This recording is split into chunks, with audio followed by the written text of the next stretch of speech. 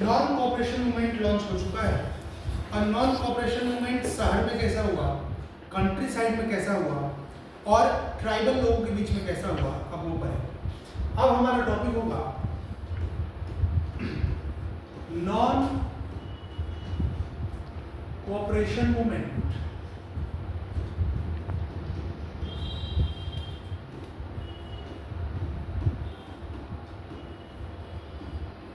In town. Town में non cooperation movement किस प्रकार से चला। नॉन कॉपरेशन मूवमेंट टाउन में सबसे ज्यादा जो पार्टिसिपेट किया वो पार्टिसिपेट किया मिडिल क्लास ने। किसने किया? Middle class. अब देखिए टाउन में क्या क्या हुआ। जो स्टूडेंट्स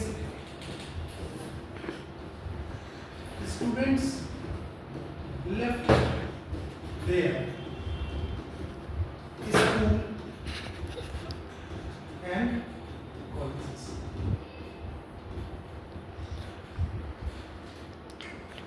टीचर्स वगैरह, टीचर्स एंड हेड मास्टर्स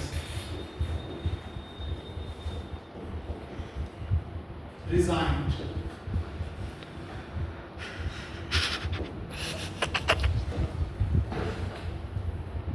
इसको ऐसे teachers and head masters left their job.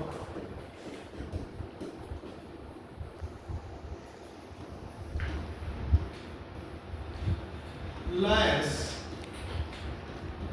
left their practices. Fourth point आप लिख सकते हैं फॉरेन गुड्स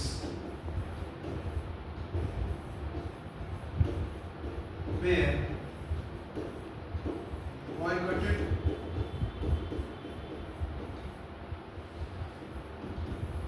Liquid shops,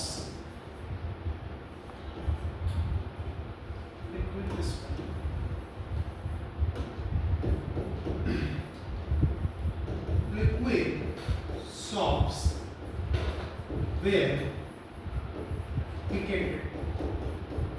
तोड़ करना, ठीक है।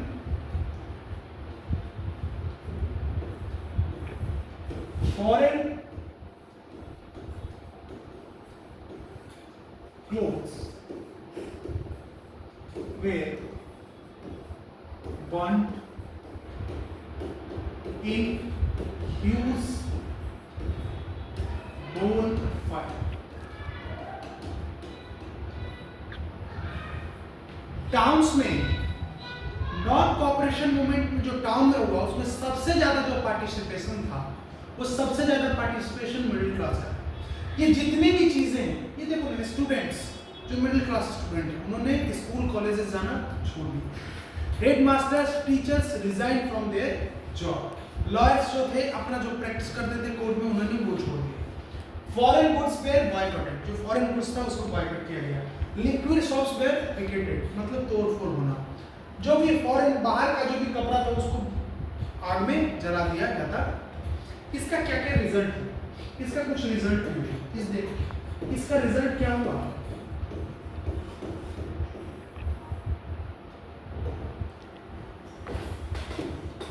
जो फॉरेन ट्रेड होता था वो 102 करोड़ से कहां पर चला गया, 57। ट्रेड सीधा कितना हो गया, हाफ। जो ट्रेड 102 करोड़ का होता था कितना का हो गया, 57। जो इंडियन मर्चेंट्स थे, इंडियन मर्चेंट्स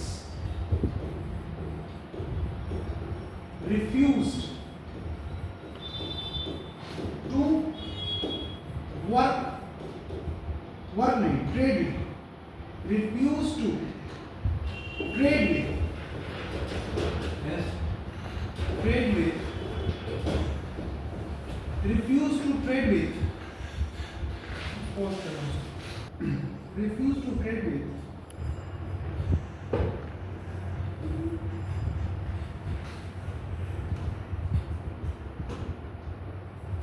ब्रिटिश मर्चेंट्स। ये कुछ रिजल्ट थे, लेकिन कुछ समय के बाद जो नॉन कोऑपरेशन मूवमेंट है वो टाउन में स्लो डाउन होने लगा। क्या होने लगा? इसके पीछे कारण है, क्या कारण है वो भी रीजन जरा देखेंगे। Why non cooperation movement slow down in town? क्या है? Why non cooperation movement slow down in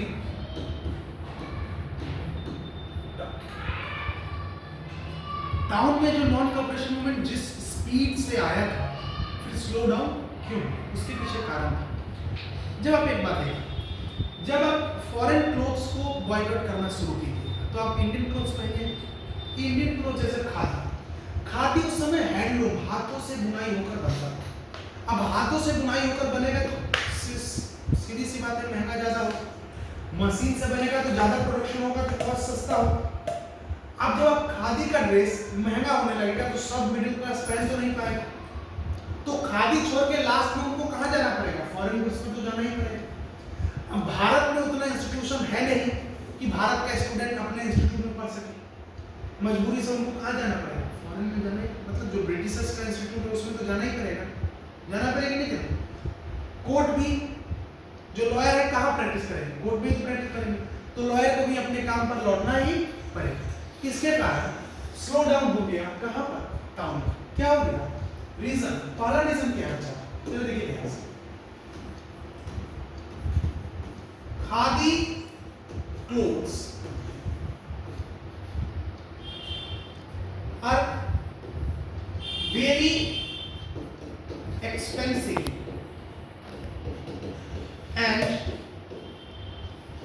can't be afforded by middle class. That's why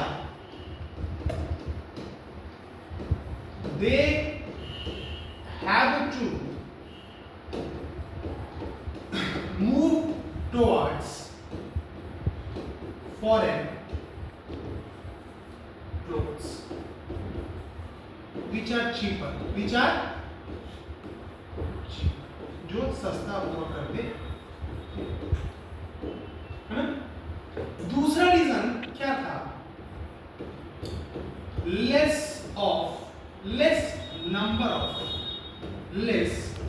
number of Indian institute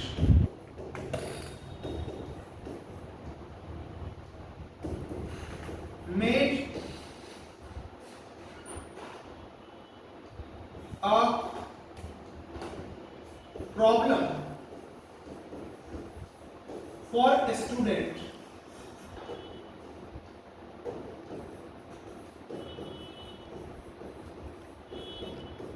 to resist themselves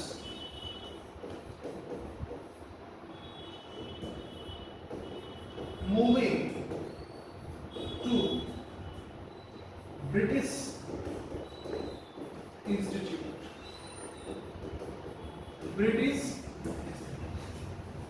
जो कम number of institute India में थे, ये student को ये problem कैसे अपने आप को रोक पाएंगे? पढ़ना तो है, पढ़ने के लिए जब इंस्टीट्यूट नहीं भागते तो किसमें जाएंगे? उनको मजबूरी बस कहाँ जाना पड़ा? जो ब्रिटिशर्स का इंस्टीट्यूट उसमें तो क्या करना है? जाना पड़ा। तीसरा क्या है? Lawyer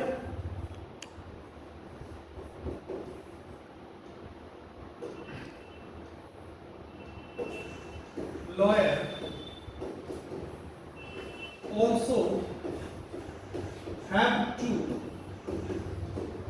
move to their court for practice. Lawyers को भी क्या करना था? प्रैक्टिस के लिए कोर्ट में मूव करना। ये रीजन, ये हमने टाउन का देखा, ये हमने कहाँ का देखा?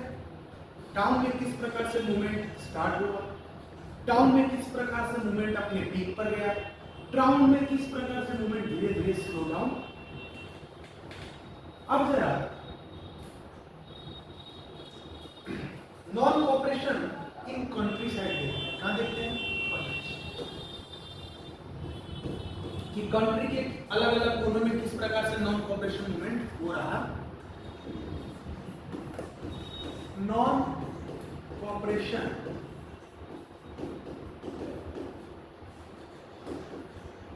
Movement in country. सबसे पहला एक जगह आता है जिसका नाम है अवध।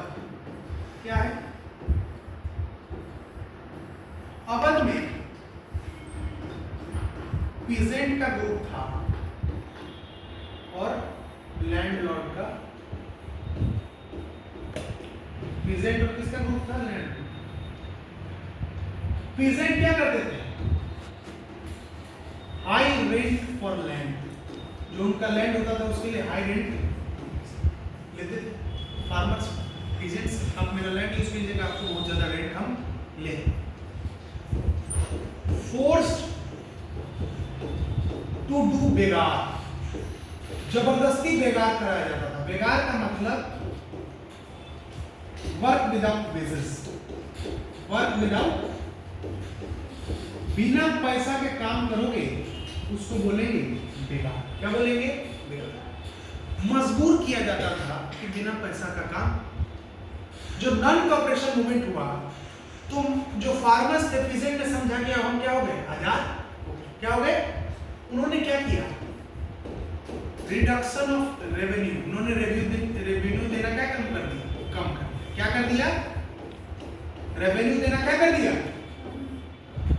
समझे ना? नॉन कोऑपरेशन मूवमेंट को पहले इनके साथ लैंड और डीए सलूट करते थे। तो अब इन जब नॉन कोऑपरेशन के बारे में इन लोगों को पता चला तो इन्होंने रेवेन्यू को रिडक्शन करने, जो रिडक्शन होता था रेवेन्यू में रिडक्शन करने लगे। अगला क्या किया इन्होंने? स्टॉप डूइंग बेगार। स्टॉप डूइंग, इन्होंने बेगार करना क्या कर दिया? क्या कर दिया? बेगार मतलब जो आप विदाउट वेज के जो वर्क करते हैं उसको करना इन्होंने क्या कर दिया? बंद। क्यों नहीं? अब क्या करें? एक व्यक्ति है, उनका नाम एक सन्यासी है। सन्यासी का नाम है रामचंद्र। क्या नाम है? रामचंद्र एक व्यक्ति है, एक सन्यासी मानते। कहाँ के हैं? अवध के। कहाँ के हैं? सन्यासी कहाँ के हैं? अवध के। ये जो रामचंद्र है, फिजी एक देश है। फिजी एक देश है।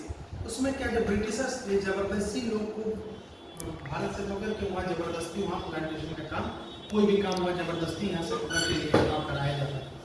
तो फिजी के ये वर्कर लौट चुके थे, तो फिर कहाँ लौटे? अवध लौटे। इन्होंने रिफॉर्म करना शुरू किया। जो पीजेंट के साथ, फार्मर के साथ ये अत्याचार हो रहा है उसको क्या करना है? उसके खिलाफ जाना शुरू किया। इन्होंने एक मूवमेंट का स्टार्ट किया।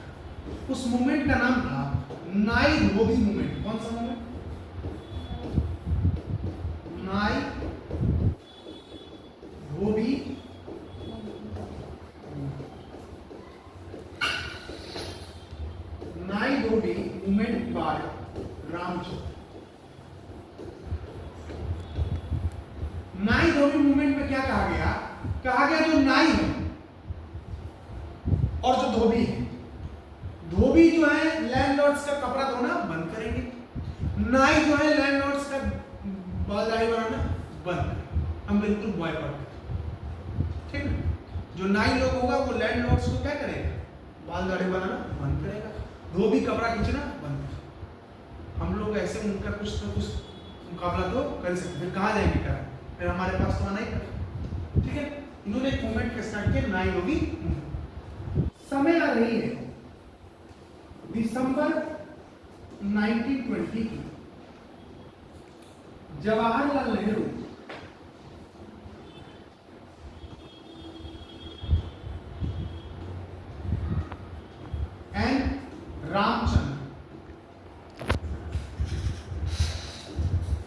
मिलकर एक एसोसिएशन बनाते हैं जिसका नाम होता है औध किसान सभा।